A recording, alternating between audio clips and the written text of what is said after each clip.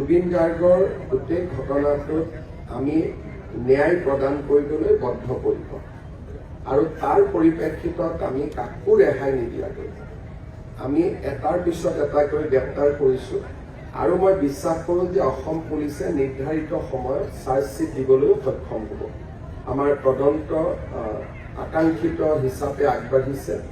ছিংগাপুৰৰ লোকসকল নহা বাবে আমাৰ কিছু সমস্যা হৈছে, কিন্তু তাতো আমি যা যোগাৰ বা তেওঁলোককো আমি কেনেকৈ আনিব পাৰোঁ তাৰ ব্যৱস্থা আমি কৰি আছোঁ।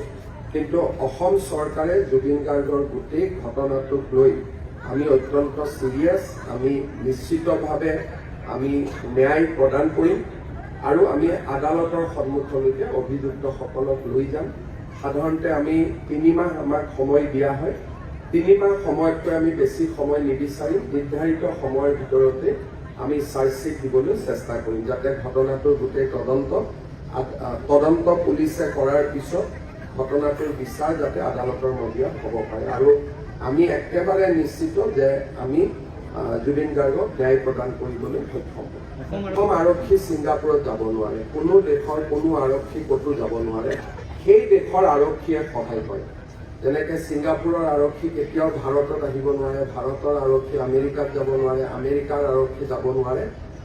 কোনো দেশৰ আৰক্ষী আন এখন দেশত যাবৰ কাৰণে কোনো চৰকাৰে ভিছা নিদিয়ে। আৰু ছিংগাপুৰখন এনেকুৱা নহয় যে ছিংগাপুৰে ভিছা নিদিলে আমি দূৰ কৰি যাব পাৰিম।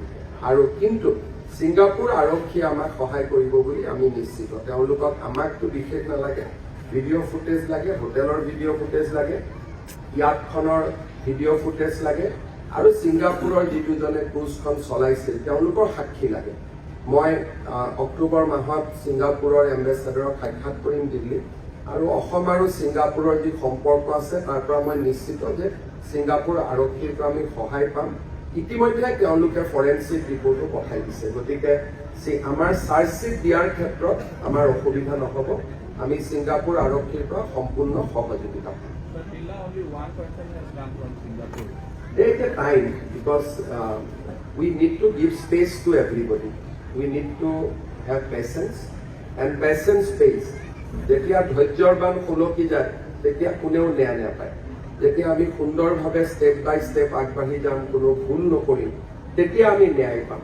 কিন্তু আমি যদি আৱেগ আৰু ন্যায় দুইটাক যদি একলগ কৰোঁ, কোৰ্টৰ পৰা চব ৰেহাই পাই যাব।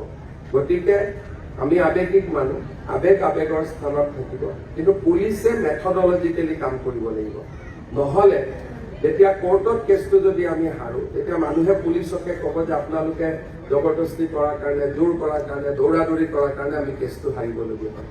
তেতিয়া উকিলসকলেও মানুহক আহি ক'ব যে আৰক্ষীয়ে দৌৰাদৌৰি কৰাৰ কাৰণে আমি কেছটো হাৰিবলগীয়া। সেইকাৰণে যি ধৰণে কাগজত লিখা আছে তদন্ত কৰিব আৰু 3 মাহৰ ভিতৰত আমি চাৰ্জশ্বিট দিবলৈ সক্ষম হ'ম। যিকোনো খবৰৰ বাবে যোগাযোগ কৰক 7099017330 লগতে 7099017110 নম্বৰত।